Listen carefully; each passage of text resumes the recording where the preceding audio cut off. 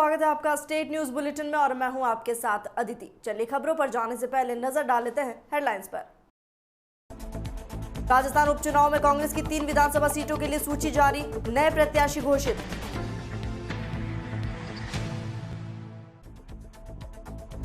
उत्तर प्रदेश के अस्पताल में बड़ा हादसा, कानपुर के कार्डियोलॉजी अस्पताल में लगी आग, 2 मरीजों की मौत।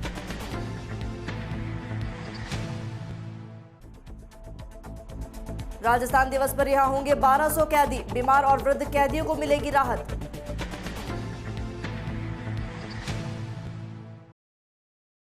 और अब खबरें विस्तार से। राजस्थान की 3 सीटों पर होने वाले विधानसभा उपचुनाव को लेकर कांग्रेस ने अपने प्रत्याशियों की घोषणा कर दी है।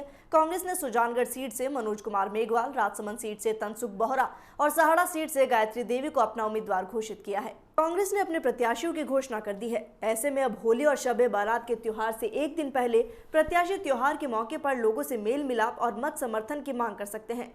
30 मार्च को कांग्रेस के तीनों प्रत्याशियों के नामांकन में मुख्यमंत्री अशोक गहलोत, प्रदेश प्रभारी महासचिव अजय माकन और प्रदेश कांग्रेस अध्यक्ष गोविंद सिंह डोटासरा शामिल होंगे। लेकिन राजस्थान के पूर्व डिप्टी सीएम सचिन पायलट नामांकन के दौरान मौजूद होंगे या नहीं, इस पर संशय अभी भी बरकरार है। इसके पीछे कारण है कि सचिन पायलट को 28 मार्च से लेकर 31 मार्च तक असम में स्टार प्रचारक के तौर पर चुनावी सभाएं और रोड शो करने हैं। ऐसे में 30 मार्च को राजस्थान के उपचुनाव की सीटों में नामांकन सभाओं में भाग लेने के लिए उन्हें एआईसीसी से विशेष अनुमति लेनी होगी।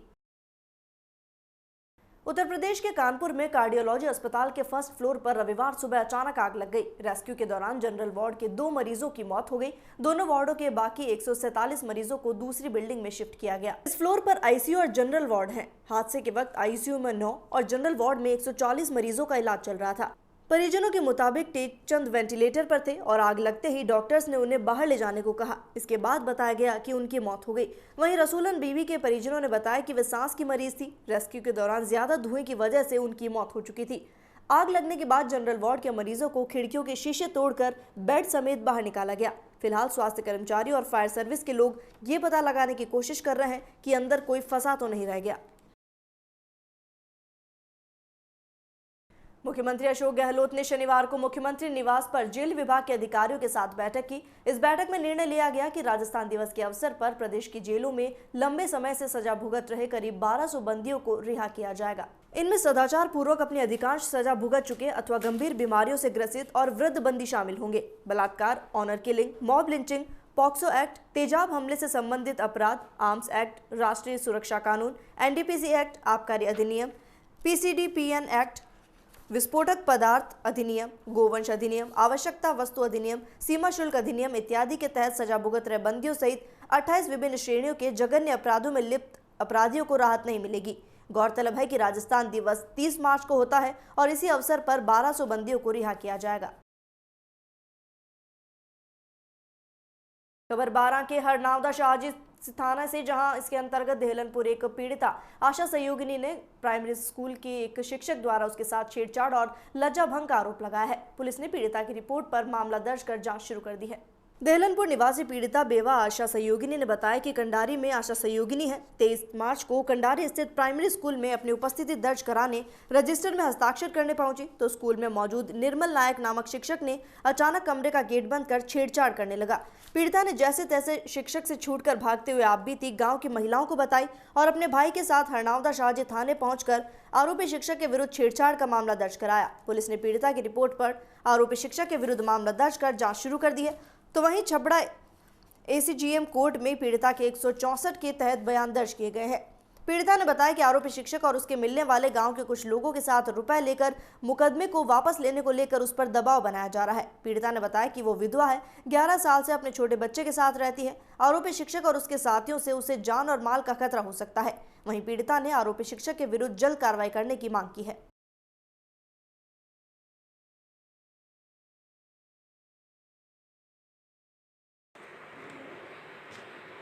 जी, कैसे क्या घटनाक्रम हुआ, कैसे क्या था, कौन लोग हैं?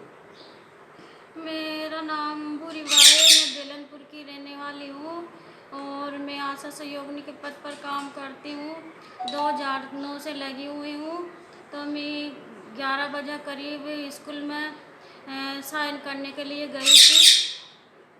तब वहाँ पर मैं साइन करने के लिए रजिस्टर लेके और मैं साइन करने लगी तो निर्मल नायक टीचर है, उन्होंने नहीं मुझे देख कर गेट बंद कर दिया और मैं साइन करके रजिस्टर वापस से रखने गई कोने में, तो उन्होंने पीछे से जाके मेरी बात बन ली है और मैं ज़ोर से उनका हाथ छुड़ाने लगी तो मेरे स्तनों को दबाया, फिर मेरी गर्दन ऐसे टेढ़ी करके चूमने लगा मुझे, फिर मुझे नीचे गिरा दिया। फिर है ना मैं रोती रोती बाहर आई हूँ। फिर है ना मैं रोती रोती बाहर आने के बाद मैंने एक पास में मकान है वहाँ पर दौड़ के गई और मैं उन्हें बताने की कोशिश की, तो मतलब है ना वो निर्मल नायक वो मुझे ना मतलब झूठी साबित करने के लिए वो क्या बोल रहे थे कि ये ना इस तरह साइन कर रही थी, इसलिए मैंने मना किया, इसलिए मुझे ना झूठा आरोप लगा रही है। और है ना गांव वाले आए तो उन्होंने मेरी मदद नहीं करी। और एक तो गोपाल बना था राजपूत और एक जोरावर सिंह था वो भी राजपूत था और एक पृथ्वी सिंह वो भी राजपूत था, जो है मुझे बोला कि ना ऐसे इसका मतलब विरोध मत करे, रिपोर्ट मत करवा और पैसे ले ले और है ना इसका फाइलन कर दे यहीं पर, इसकी बेचारा की नौकरी चली जाएगी और है ना तुम रिपोर्ट कराएगी तो हमारे गांव की बदनाम होएगी। तो आप क्या चाहते हो, क्या किस प्रकार इसका चाहते हो आप लोग? आरोपी को क्या जेल जाना चाहिए? हाँ मैं यही चाहती हूँ कि मुझे ना मेरे शरीर के साथ बहुत शोषण हुआ ना, तो मुझे ना कोई पैसों से कोई मतलब नहीं है और है ना आरोपी को सजा मिलना चाहिए, को जेल जाना चाहिए और उसकी नौकरी मतलब सस्पेंड होना चाहिए वो। एक बार फिर बढ़ते कोरोना संक्रमण को देखते हुए प्रशासन ने तैयारियां तेज कर दी है। शनिवार को पुलिस थाने से लेकर गांधी चौक तक कोरोना जागरूकता रैली निकाली गई। चूरू में इस अवसर पर बाजार में व्यापारियों की मास्क लगाने की हिदायत दी गई और कहा गया कि बिना मास्क पाए जाने पर प्रशासन चालान काटकर जुर्माना वसूलेगा।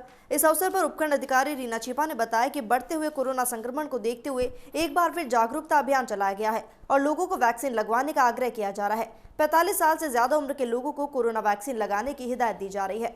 नगर पालिका अध्यक्ष राजकरण चौधरी ने बताया कि रैली में लोगों को स्वच्छता के प्रति जागरूक किया गया। नगर पालिका की ओर से लगातार शहर को स्वच्छ बनाए रखने के लिए अलग अलग अभियान चलाकर लोगों को जागरूक किया जा रहा है। वहीं रैली के दौरान बिना मास्क वाले लोगों को मास्क बांटे गए और आगे से मास्क लगाने की हिदायत दी गई।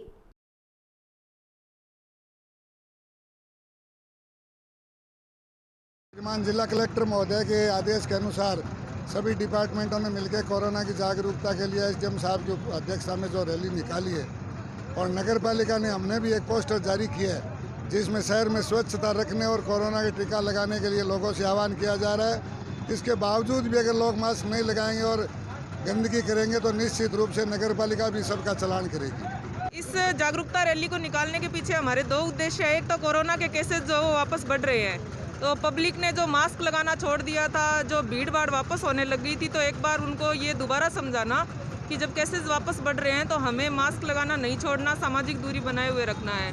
दूसरा उद्देश्य अभी 1 अप्रैल से 45 वर्ष से ऊपर जितने भी लोगों की उम्र है उन सभी का टीकाकरण शुरू हो जाएगा। 60 प्लस के लोगों का ऑलरेडी हो रहा है। तो इस रैली के माध्यम से हम सभी लोगों से अपील करेंगे कि वो अपने नज़दीक स्वास्थ्य केंद्र पर कोरोना का टीका 1 अप्रैल से जरूर लगाएं।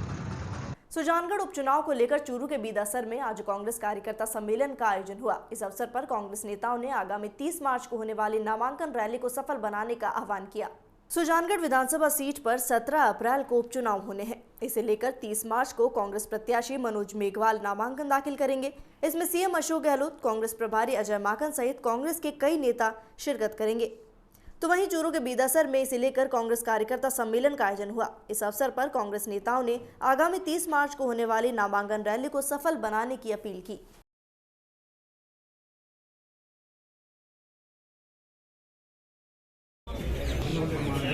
30 तारीख को कांग्रेस पार्टी के टिकट प्रत्याशी में एडवोकेट मनोज कुमार मेघवाल नामांकन दाखिल करेंगे। उस दिन बड़ी जनसभा रखी है और यह ग्राउंड के अंदर, उस जनसभा के अंदर राजस्थान के यशस्वी मुख्यमंत्री माननीय अशोक गहलोत साहब, राजस्थान प्रदेश के प्रभारी अजय माकन साहब और राजस्थान प्रदेश के अध्यक्ष गोविंद सिंह डोटासरा जी पहुंचेंगे और भी बहुत सारे मंत्रीगण और विधायकगण वहाँ पहुँचेंगे। कार्यकर्ताओं की बड़ी ज़बरदस्त तैयारी है, सारे के सारे कार्यकर्ता एकजुट होकर के लगे हुए हैं। कल हम लोगों ने ग्रामीण क्षेत्र के कार्यकर्ताओं की मीटिंग की थी, आज सुबह सुजानगढ़ शहर की मीटिंग की थी, अभी विद्यासर की मीटिंग है। कार्यकर्ताओं में जो जोश है उससे दिखाई दे रहा है कि हम ऐतिहासिक जनसभा 30 तारीख को सुजानगढ़ के अंदर होगी। 30 तारीख को हमारे कांग्रेस के अधिकृत उम्मीदवार मनोज मेघवाल का पर्चा दाखिल किया जाएगा और उस पर्चा की बैठक लोहिया स्टेडियम में बुलाई जाएगी, जिसको हमारे राजस्थान के लोकप्रिय मुख्यमंत्री अशोक जी गहलोत, प्रभारी अजय माकन जी और श्री गोविंद सिंह जी डोटासरा पीसीसी चीफ संबोधित करेंगे। और उसमें सभी हमारे कार्यकर्ता सुजानगढ़ और बिदासर शहर और ग्रामीण क्षेत्र से बड़ी संख्या में, मैं तो ये समझता हूँ कि करीब 40-50 हज़ार हमारे कांग्रेस पार्टी के लोग उस सभा में शामिल होंगे। और इस आह्वान के साथ कि कांग्रेस उपचुनाव जीते, ये सुनिश्चित। वैसे किसान सम्मेलन जो इस असलाव जोड़ में हुआ उससे ही साबित हो गया। और बची कुछ बात जिस दिन पर्चा दाखिल करेंगे, जो हमारी पूरी तैयारी है, हमारे पूरे कार्यकर्ता, हमारे पूरे जनप्रतिनिधि उस सभा को सफल बनाने में पूरी ताकत के साथ लगे हुए हैं और निश्चित तौर से वो सभा सफल होगी और कांग्रेस चुनाव जीतने की तरफ बढ़ रही है। यही बात कहना चाहता हूँ। पर मकराना से जहां तहसील टेंट डीलर एसोसिएशन मकराना का होली स्नेह मिलन समारोह शनिवार को रेलवे स्टेशन रोड स्थित होटल गणगौर पैलेस में आयोजित किया गया। इसमें all India tent decoration welfare association नई दिल्ली के राष्ट्रीय अध्यक्ष रवि जिंदल मुख्य अतिथि रहे। कार्यक्रम की अध्यक्षता मकराना एसोसिएशन अध्यक्ष मैनुद्दीन गैसावत ने की। कार्यक्रम को संबोधित करते हुए मुख्य अतिथि जिंदल ने कहा कि कंपटीशन व्यापार में नहीं, क्वालिटी में होना चाहिए। उन्होंने कहा इन व्यापारों का भी देश की अर्थव्यवस्था में उतना ही योगदान है जितना अन्य उद्योग विभाग का है। उक्त व्यापारों में एक काम से कई परिवारों का गुजारा होता है। उन्होंने कहा कि tent, decoration, light, DJ, flower आदि व्यापार में कई दिक्कतें आ रही हैं। इससे कई छोटे व्यापारियों का व्यापार खत्म हो गया है। ऐसे में सभी को संगठित होकर व्यापार करना चाहिए और एक दूसरे का साथ देना चाहिए। जयपुर जिलाध्यक्ष रजनीश शर्मा ने कहा कि हर व्यापार में प्रतिस्पर्धा रहती है, लेकिन इसमें एक दूसरे के कार्यों की दरों को कम करते रहें। उन्होंने कहा दरों में प्रतिस्पर्धा से स्वयं का नुकसान होता है और बाद में कम कीमत पर कार्य करने के कारण क्वालिटी मेंटेनेंस नहीं हो पाती है। समारोह के अंत में सभी ने एक दूसरे को होली की शुभकामनाएं दी, तो वहीं मंच संचालन कमल मांथनिया द्वारा किया गया। खबर राजस्थान के जोधपुर से, जहां बाप तहसील की महिलाएं एजुर पावर और PRSD कंपनी द्वारा निशुल्क सिलाई कोर्स कर आत्मनिर्भर की ओर अग्रसर हो रही हैं। आज बंधेरी, भीमजी के गांव और रावरा में आयोजित कार्यक्रम में इन महिलाओं को उनके प्रशिक्षण का सर्टिफिकेट और निशुल्क सिलाई मशीनें बांटी गई। इस मौके पर गांव के सरपंच गीता, सरपंच प्रतिनिधि नखताराम और एजुर पावर की तरफ से मनोज यादव और जितेंद्र पंत, PRSD कंपनी जिसके संचालन और मार्गदर्शन में प्रशिक्षण केंद्र चलाए जा रहे थे, उनके हेड शिवधर और प्रवीण गर्ग और धरातली क्षेत्र पर इस कंपनी के राजस्थान के राज्य कोऑर्डिनेटर आनंद प्रताप सिंह और धर्मेंद्र शामिल हुए। सिलाई मशीनों का वितरण उन्हीं महिलाओं को प्रदान किया गया जो प्रशिक्षण केंद्र में उच्चतम रही। महिलाओं में इस तरह के कार्यक्रम से कौशल प्रशिक्षण कार्यों से आत्मविश्वास जागृत हुआ है। ये कार्यक्रम उनकी भागीदारिता और हर्षित भाव से प्रदर्शित हुआ। आनंद प्रताप सिंह ने बताया कि कुल 7 गांव में 409 महिलाओं को निशुल्क परीक्षण दिया गया, जिनमें से 322 लोगों को रोजगार मिला। यह परीक्षण 6 महीने से चल रहा है। कार्यक्रम एजुर पावर PRSD कंपनी द्वारा संचालित हो रहा है।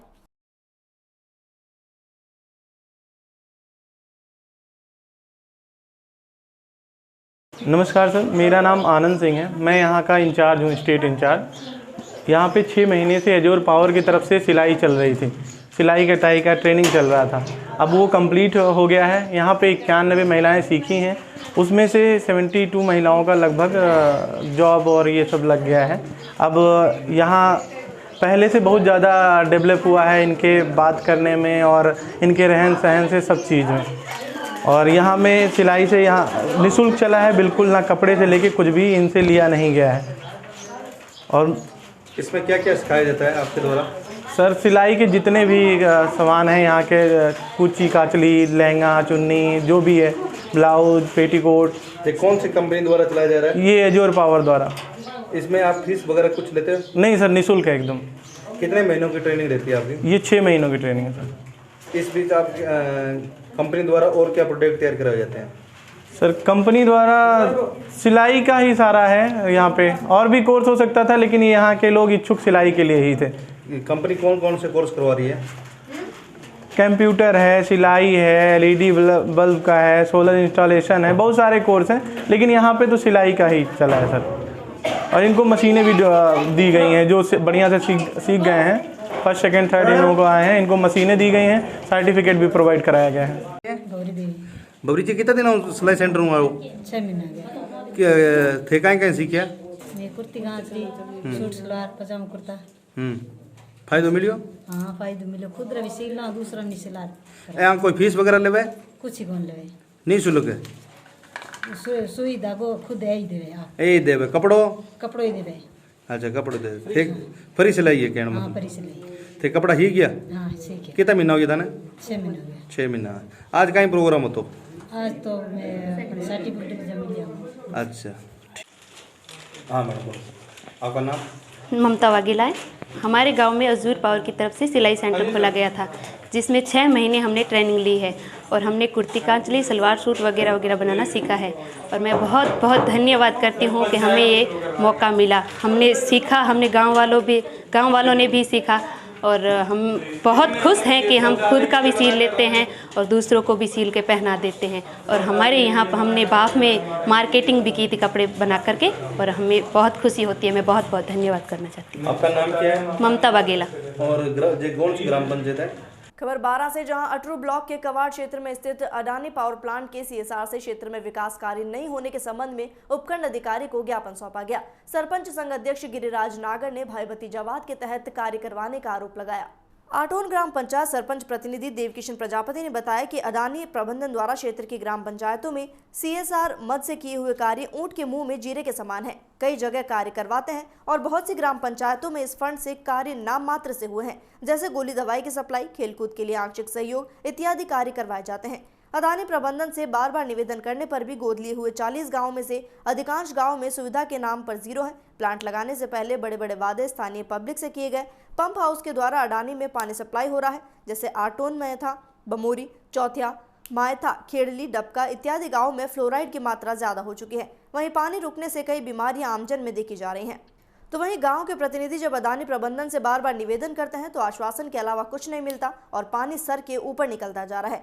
ऐसे में मजबूरन ब्लॉक सरपंच संघ ने निर्णय किया है कि अडानी प्रबंधन द्वारा अगर समस्याओं पर ध्यान नहीं दिया जाता तो संघ द्वारा आंदोलनात्मक कदम उठाना होगा, जिसकी सारी जिम्मेदारी अडानी प्रबंधन की होगी।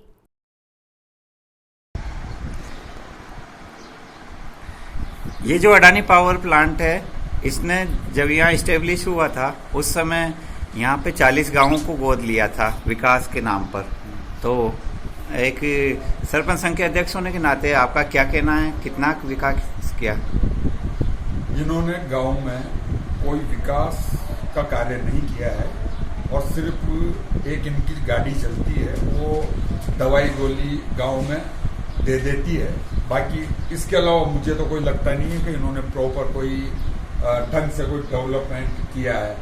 और अगर किया है तो इसमें इन्होंने किस हिसाब से ये किया है? मान लो जो मूलभूत सुविधा है वो प्रॉपर उसके आसपास के गांव की छुट्टी हुई है प्लांट से और दूर दूर तक का इन्होंने एरिया ले लिया है। हाँ, तो इसको कैसे डिसाइड किया है इन्होंने? और ये CSR के तहत जो इनका जो बजट है उसको इन्होंने अगर खर्च किया है तो उसका आधार क्या बनाया है इन्होंने? भाई गांव की कोई कमेटी बनाई है या किस तरह से इन्होंने आधार बनाया है? और प्रॉपर ढंग से कोई विकास कार्य हमें तो कोई नजर आ नहीं रहेगा। भाई अडानी पावर ने ये किए हैं, नुकसान जरूर लोगों का हुआ है और गांव का हुआ है। अभी हमारे यहाँ पेयजल की किल्लत है, इनको बार बार अवगत करा देने के बाद भी इनकी कोई जूनी रहेंगी। हमने इनसे संपर्क करना चाहा तो संपर्क नहीं हो रहा, मतलब फोन तक इनके ये गोपाल देवड़ा जो CSR को जो देख रहा है, इसकी ये कंडीशन है कि 1 महीने से मेरा फोन नहीं उठा रहा। ये है कहानी। तो आज ज्ञापन दिया है। आज हमने SDM साहब को, मुख्यमंत्री श्रीमान अशोक गहलोत साहब, जिला कलेक्टर महोदय और अडानी पावर के हेड जो अरविंदम चटर्जी है, उनको ज्ञापन के माध्यम से अवगत कराया है कि हमारी समस्या है, जो मूलभूत समस्या है गांव में, उनके निजात। हाँ, ये अडानी पावर प्लांट आपकी धरती पे लगा है, कई सारे वायदे किए थे, तो कवाई में कितना विकास हुआ? कवाई में अभी तक कोई विकास नहीं हुआ सर, और 2 साल से तो मैं काबिज हूँ, सरपंच हुआ हूँ। और अभी तक भी इनको 2-3 बार लेटर भी दिए हैं और कवाई में इन्होंने कोई आश्वासन के अलावा कोई काम नहीं किया और ना अभी तक इन्होंने आश्वासन जरूर देते हैं, हाँ बिल्कुल फ़ोन देवड़ा साहब उठा लेते हैं और नहीं वो कभी ना करते हैं कि हम देंगे। और अभी भी धूल के मारे और इनका जो धुआं है प्रोजेक्ट का मैंने कई बार अवगत कराया, कवाई की जनता परेशान है, छतों पर काला धुआं हो जाता है तो आगे जाके जनहानि और बीमारियों का रहेगा। तो उनसे कितनी बार निवेदन किया और ना सुनते हैं वो लोग। और मैं इतना ही कहना चाहूँगा हमारे संघ के राजीव नागर साहब जो अध्यक्ष महोदय हैं उनके नेतृत्व में हमने ये फैसला लिया है और आगे जाके अगर नहीं सुनेंगे तो आगे जाके आंदोलन किया जाए। अडानी पावर प्लांट ने किसानों के हिस्से के काफ़ी सारे पानी पर डाका डालकर आपके गांव से 8 टन से पानी लिया है और उसके बावजूद उस समय जो वादा किया उस वादे पे आप आश्वस्त हो गए, तो वो वादे पूरे हुए या नहीं, क्या हुआ? वादे किए इन्होंने, जैसे ग्रामीण बताते हैं कि सिंगल पेज लाइट दी जाएगी और पानी की व्यवस्था की जाएगी, आपके गांव को गोद ले रहे हैं, आपके गांव में जो भी मूलभूत सुविधाएं हैं सारी सुविधाएं हम आपको देंगे, परंतु हुआ उल्टा। अभी हमारे यहाँ इतनी सुविधाएं हैं, मगरमच्छों का पड़ाव पड़ा हुआ है, नदी पे पानी के लिए मतलब जाते हैं तो न तो पानी पी सकते हैं न ही वहाँ नहा सकते हैं, ऐसी असुविधाएं हो रही। कहीं भी घाट नहीं बनाए गए और घाट नहीं बनाए परंतु जाली वगैरह ये भी नहीं लगाई। हमारे यहाँ पर एक नीलकंठ महादेव जी का चबूतरा था, बहुत पुराना चबूतरा था, सभी गांववासियों की आस्था जुड़ी थी उससे। वह चबूतरा मतलब कहाँ है ये हमें पता नहीं है, मतलब वर्षों से मिट्टी जमा हो गई, चबूतरे का कोई नामो निशान नजर नहीं आ रहा है। मतलब भगवान से भी नहीं डरे लोग, भगवान से बड़े हो गए अडानी जी। और इसके अलावा गाँव की सारे रास्ते बंद है, खेतों पे जाने के रास्ते नहीं है क्योंकि बरसात के टाइम में तो पानी पड़ जाता है ना, पूरा भरा होने से गांव में जानवर जैसे नदी में पानी पीने जाते हैं तो वहीं गड़ जाते हैं, नदी में कीचड़ में गड़ जाते हैं, तो निकालने के लिए गांव वाले जाते हैं। तो ये तो और भयंकर प्रॉब्लम कर दी। जो फ्लोराइड की मात्रा बढ़ी है, फ्लोराइड नहीं था 8 टन के अंदर, बिल्कुल पानी में फ्लोराइड नहीं था, अभी 1600 TDS आ रहा है फ्लोराइड में। मतलब गाँव के हर व्यक्ति चाहे बूढ़ा हो या जवान हो, हर व्यक्ति के जैसे घुटने दर्द हो रहे, पैरों में दर्द हो रहे, हाथ में दर्द करे फ्लोराइड की वजह से, तो भयंकर समस्या उत्पन्न कर दी अडानी यहाँ प्लांट डाल करके हमारे पंपाओं से पानी लेकर। तो आज ज्ञापन दिया है? हाँ, सरपंच संघ, ब्लॉक सरपंच संघ श्रीमान गिरिराज दाकर जो हमारे अध्यक्ष है ब्लॉक के, उनके नेतृत्व में हमने अभी ज्ञापन प्रेषित किया है। अगर यहाँ से नहीं मानते हैं तो आगे भी बहुत बड़ा आंदोलन करने के लिए हम सरपंच ब्लॉक अध्यक्ष साहब के साथ। और इसी के साथ फिलहाल स्टेट न्यूज बुलेटिन में इतना ही। देश और दुनिया की तमाम खबरों के लिए बने रहिए DPK न्यूज के साथ। नमस्कार।